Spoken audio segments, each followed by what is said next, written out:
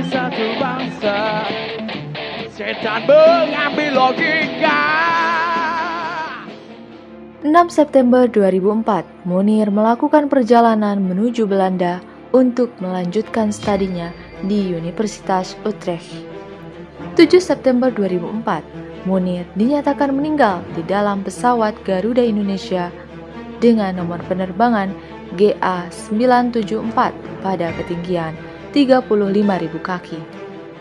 Dalam aturan hukum penerbangan internasional, jika ada seseorang yang meninggal di dalam pesawat di atas udara internasional, maka negara tujuan pesawat itu bisa melakukan otopsi.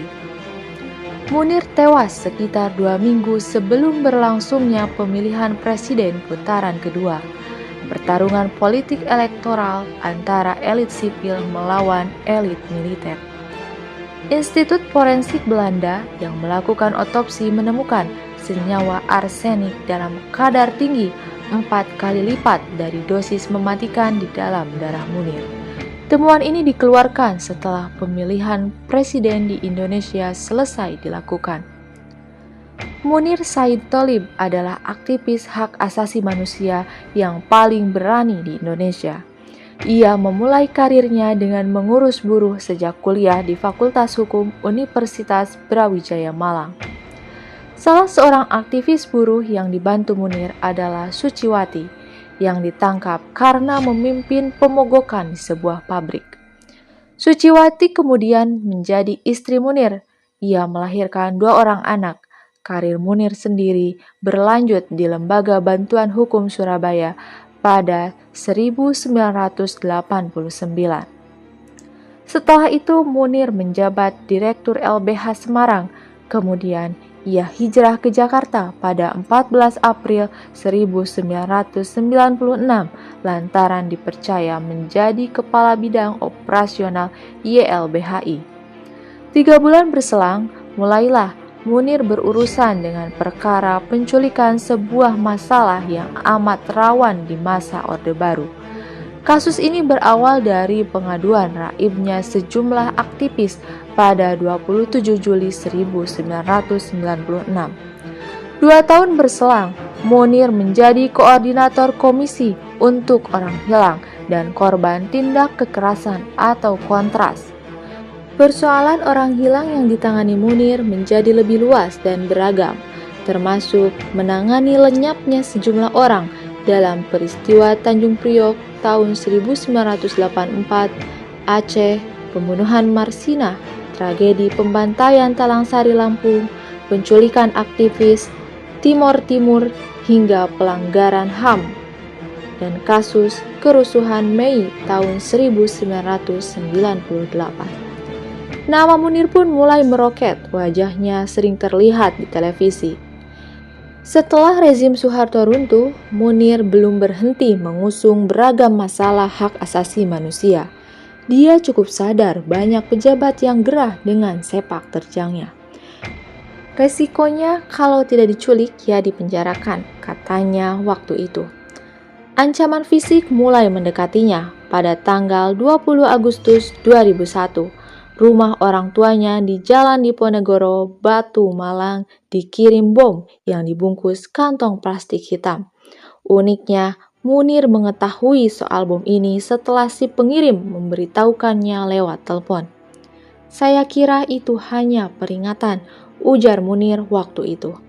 Dia menduga teror bom itu berhubungan dengan pernyataannya tentang evaluasi tipologi kasus bom di Indonesia tahun 1972 sampai 2001. Di situ dia menyebut perlu audit atas peredaran bahan peledak di Indonesia. Ancaman tak menyurutkan nyali Munir. Keluarganya juga sudah terbiasa. "Untuk hal-hal seperti itu saya serahkan semuanya kepada Tuhan yang punya kuasa," kata Suciwati, istri Munir. Setahun kemudian, pada Juni 2002, Munir mendirikan lembaga baru, Imparsial. Di lembaga pengawas hak asasi ini, Munir menjabat sebagai direktur eksekutif. Kegiatannya juga mirip dengan Kontras. Jadi tak mengherankan teror masih membayanginya. Munir sepertinya tak punya urat takut. Berbagai kritik terhadap kebijakan pemerintah terus meluncur dari pria bertubuh kurus ini. Di antaranya terhadap undang-undang terorisme, rancangan undang-undang TNI, dan rancangan undang-undang pokok intelijen negara. Menurut Munir waktu itu, undang-undang terorisme memberikan peluang penyalahgunaan kekuasaan bagi aparat. Selain itu, undang-undang terorisme memberi ruang bagi instansi non-hukum pada proses pemeriksaan yang tak bisa dipertanggungjawabkan. Belid itu dinilai Munir memberikan aparat legitimasi untuk penghilangan orang. Sedangkan Undang-Undang TNI menurut Munir intinya mengembalikan duifungsi TNI. Aturan itu memungkinkan untuk mempekerjakan prajurit TNI aktif di departemen dan lembaga pemerintahan, persis seperti Orde Baru. Padahal sejak era reformasi, prajurit TNI diharuskan pensiun jika memegang jabatan sipil, kecuali di Departemen Pertahanan. RUU Pokok Intelijen Negara waktu itu juga Munir soroti, karena kewenangan BIN menangkap dan menahan orang yang dicurigai sebagai teroris. Kewenangan itu sama dengan undang-undang anti subjektif yang membenarkan Intel menangkap siapapun yang dicurigai. Dia khawatir aturan itu akan menimbulkan pelanggaran hak asasi manusia. Munir juga getol menyoroti pembelian kapal patroli TNI senilai 160 miliar. Yang disoal adalah sumber dana pembelian kapal datang dari sejumlah pemerintah daerah. Menurut Munir, RAPBD tidak boleh dialokasikan untuk anggaran di sektor pertahanan. Munir juga sempat memberikan informasi mengenai dugaan korupsi di sebuah departemen kepada wartawan. Waktu itu ia berjanji untuk melengkapi bukti. Namun sebelum hasratnya membongkar korupsi diwujudkan, malaikat datang menjemput Munir.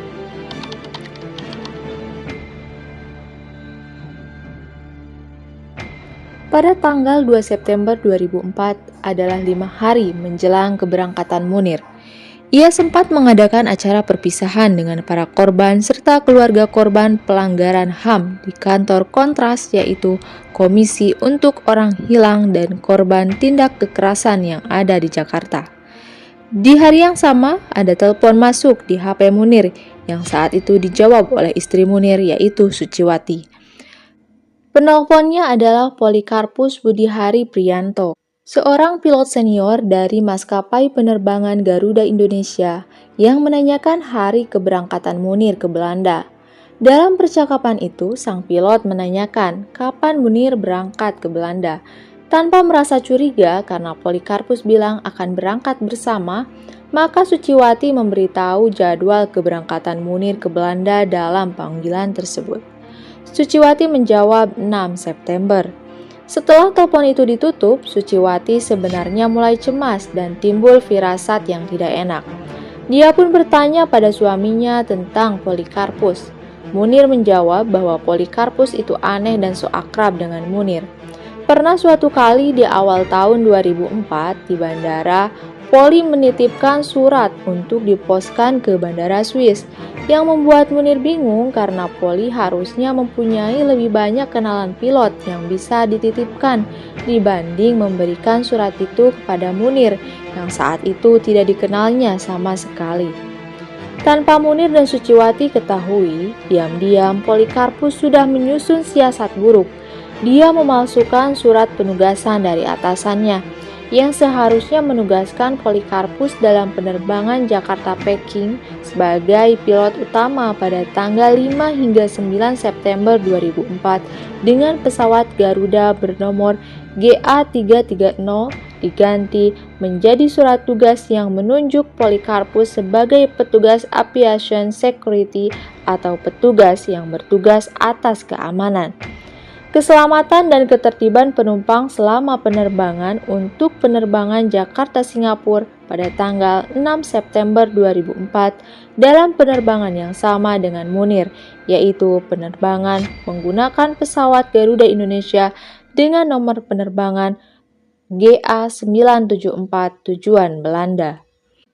Rencananya, Munir akan berangkat dari Jakarta dalam penerbangan malam pada jam 22.02 waktu Indonesia Barat atau sekitar 15.02 GMT, lalu transit di Singapura pada jam 16.40 GMT selama 1 jam 13 menit, lalu melanjutkan lagi perjalanan ke Amsterdam pada 17.53 GMT dan dijadwalkan pesawat akan tiba di Belanda pada waktu 6.12 GMT. 3 hari menjelang keberangkatan Munir, masih juga sempat melakukan perpisahan dengan teman-teman sejawatnya di kantor Imparsial Jakarta. Ini mungkin menjadi kenang-kenangan terakhir di hari-hari terakhir Munir. Lalu, di hari keberangkatannya, Munir masih terlihat segar bugar dan benar-benar sehat. Dia masih mengobrol bersama istri dan rekan-rekannya yang ikut mengantar ke bandara. Obrolan hangat itu seputar Jenderal AM Hendro Priyono dan Undang-Undang Pertahanan, ditemani dengan pesanan coklat hangat, selusin donat, lalu kemudian mereka berfoto bersama menjelang pukul 9 malam atau 14 GMT. Suciwati dan rekan-rekan Munir melepas Munir yang harus masuk ke pesawat. Mereka mungkin tidak akan pernah menyangka bahwa itu akan menjadi pertemuan terakhir mereka dengan Munir dalam kondisi hidup. Di ruang tunggu boarding pass sebelum masuk ke pesawat, diketahui Munir ditemui oleh Polikarpus yang menawarkan tiketnya untuk dipakai Munir dan mereka pun bertukar kursi. Munir harusnya duduk di kursi 40G, kelas ekonomi sesuai dengan tiket yang dipesannya. Namun karena bertukar tiket dengan Poli, dia pindah ke kursi 3K di kelas bisnis. Poli sendiri tidak pernah mengisi kursi Munir. Dia pindah ke kursi 11 atau 12B di kelas premium yang jaraknya tidak begitu jauh dari kelas bisnis. Poli akan menempuh perjalanan hanya sampai ke Singapura hingga pesawat itu transit. Ketika pesawat akhirnya lepas landas, 15 menit kemudian, hot refreshment atau makanan untuk penumpang diedarkan. Munir sempat ditanya oleh awak kabin, ingin minum apa? Dia ditawarkan 4 pilihan, yaitu jus jeruk, jus apel, teh, dan kopi. Pilihan yang diminta Munir adalah jus jeruk. Jadi saat itu yang dikonsumsi Munir dalam pesawat adalah mie goreng, beef, dan jus jeruk. Dia tidak menyentuh roast beef yang diberikan kepadanya. Tidak ada yang aneh sejauh ini. Munir pun tidak bereaksi apapun setelah memakan mie goreng dan meminum jus jeruknya hingga habis. Hingga saatnya pesawat melakukan transit di Changi Airport, Singapura. Diketahui bahwa Polikarpus mengajaknya kongkow di Coffee Bean di mana mereka juga bertemu dengan Raymond Latouille Hamalo atau Ongen. Selama menunggu jam transit, Poli memberikan Munir segelas kopi yang tanpa curiga diambil dan diminum oleh Munir. Begitu jam transit selesai, Munir dan Ongen kembali ke pesawat. Poli tidak ikut lagi dalam penerbangan menuju Amsterdam. Ketika berada di ruangan boarding pass, Munir sempat mengirim SMS kepada Suciwati yang isinya adalah mengabarkan bahwa dia merasa perutnya tidak enak dan mungkin mulai sakit, yang nampaknya menjadi tanda gejala keracunan yang paling awal yang dirasakan oleh Munir. Namun, meski sadar perutnya mulai bermasalah, Munir tetap melanjutkan penerbangannya menuju ke Belanda. Masih dengan pesawat yang sama, tetapi dia kembali ke kursi semula yakni kelas ekonomi. Lalu di jam 17.53 GMT, pesawat bersiap untuk lepas landas. Munir sempat meminta obat sakit mah kepada awak kabin karena sakit perutnya dirasa semakin menjadi-jadi, dan dia pikir itu karena masalah lambung. Sayangnya obat itu tidak meredakan sebab apapun. Mulai dari jam 18.30 GMT, Munir sudah mulai terlihat bolak-balik ke toilet. Berikutnya, pada jam 20.30 GMT, setelah Munir muntaber sebanyak 6 kali dan kondisinya melemah, dia meminta awak kabin untuk membangunkan Dr. Tarmizi. yang dikenalnya di kelas bisnis. Setelah melihat kondisi Munir yang tampaknya mulai mengkhawatirkan, atas izin supervisor awak kabin yang bernama Nazib yang sudah melapor ke pilot tentang kondisi Munir, akhirnya Munir dipindahkan ke kursi 4D di kelas bisnis bersebelahan dengan Dr. Tarmizi, supaya bisa memudahkan perawatannya. Kondisi Munir benar-benar mencemaskan, denyut nadinya mulai melemah dan juga kesulitan untuk berbicara, karena dia bahkan tidak mampu menjawab pertanyaan dari dokter. Munir hanya memegangi perutnya. Dr. Tarmizi yang melihat kondisinya dari awal hanya memberikan suntikan anti mual dan muntah jenis Primeran sebanyak 5 mm di lengan kiri agar Munir bisa beristirahat. Lalu pada jam 1.30 GMT, Munir terjaga kembali dan pergi ke toilet. Setelah 10 menit, ia tidak keluar. Nazib Nasution selaku supervisor awak kabin membuka pintu toilet untuk mengecek keadaan Munir yang saat itu ditemukan dalam kondisi bersandar lemas dan tidak mampu bergerak.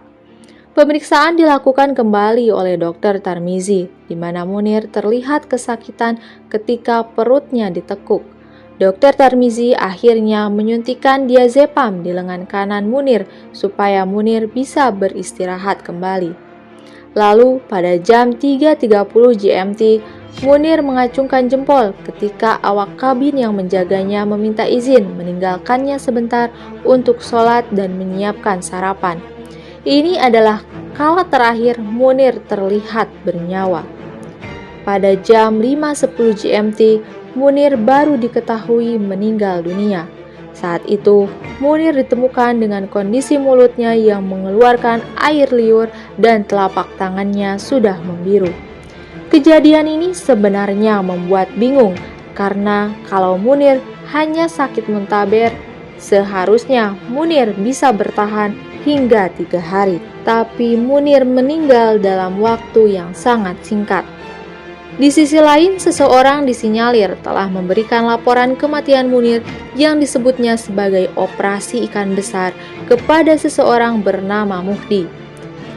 Saat kematiannya diketahui, pesawat sedang berada di wilayah udara Romania, dan dalam aturan penerbangan internasional, bila seseorang tewas di atas udara internasional, maka negara tujuan pesawat itu memiliki hak otopsi, sehingga otopsi jenazah Munir akan dilakukan di Belanda.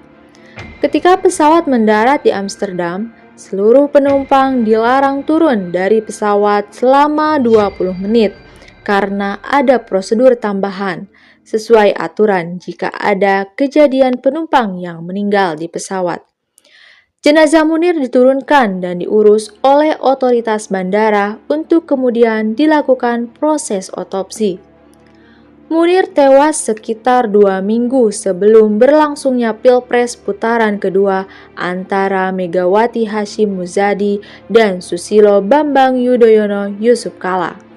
Dia diotopsi oleh otoritas Belanda yang menemukan bahwa ada 3,1 mg racun arsenik di dalam tubuh Munir.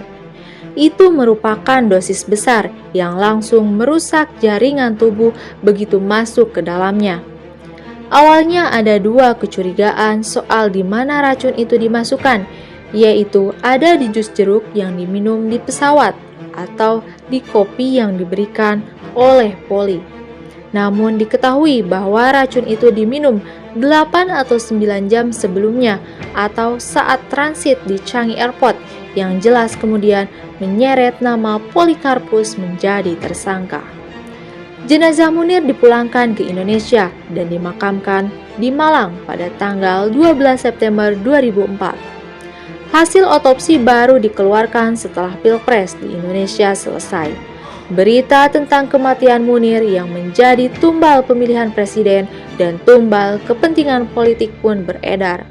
Diduga kematiannya untuk menjatuhkan popularitas Susilo Bambang Yudhoyono yang terpilih menjadi presiden. Menyikapi insiden ini, SBY membentuk konsep tim investigasi untuk kematian Munir pada tanggal 25 November 2004. dan berkomitmen untuk mengungkap kasusnya yang penuh dengan konspirasi. Munir dikenal sebagai aktivis HAM dan kebanyakan kasusnya adalah kasus melawan negara. Jadi tidak heran jika ada dugaan bahwa motif pembunuhannya adalah karena Munir dianggap mengganggu kepentingan negara. SBY membentuk tim pencari fakta atau TPF untuk kematian Munir pada tanggal 28 Desember 2004. Tim tersebut telah mengumpulkan dan mengungkap sejumlah fakta bahwa pembunuhan Munir adalah pembunuhan berencana yang jahat dan rumit yang melibatkan institusi negara yaitu Badan Intelijen Negara atau BIN dan PT Garuda Indonesia sebagai perusahaan BUMN. Dalam pusaran kasus, persidangannya berjalan sangat panjang dan menyeret sejumlah nama penting. Pada tanggal 18 Maret 2005, Polikarpus ditetapkan sebagai tersangka bersama 2 kru Garuda yang bertugas dalam penerbangan, yaitu kru Pentri Odi Irianto dan pramugari Yeti Susmiarti. Namun dari fakta-fakta yang terungkap, kemudian hanya Polikarpus yang terbukti bersalah dan didakwa melakukan pembunuhan berencana. Pada Desember 2005, dia diancam tuntutan penjara seumur hidup oleh Jaksa Penuntut Umum atau JPU. Namun, pada tanggal 3 Oktober 2006, Mahkamah Agung mengeluarkan putusan kasasi yang menyatakan bahwa Polikarpus tidak terbukti melakukan tindak pidana pembunuhan berencana terhadap Munir, dan dia hanya terbukti bersalah yaitu menggunakan surat dokumen palsu untuk perjalanan dan hanya divonis 20 tahun penjara.